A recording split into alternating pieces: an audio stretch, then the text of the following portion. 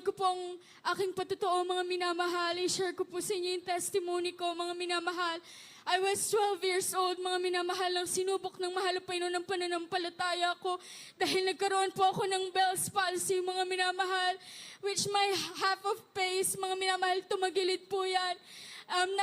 Papasok po ako ng school.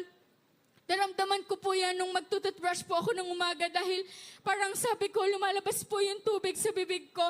But then hindi ko pinansin, mga minamahal. Pagdating ko po ng school, mga minamahal, sabi ko, ba't parang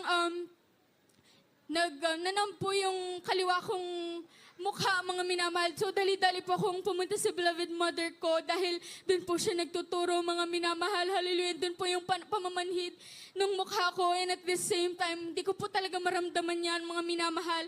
Sa totoo po, nung pumunta ako sa beloved mother ko, hindi po ako nag-aalala sa kalagayan ko. Bagkus sa kanya, parang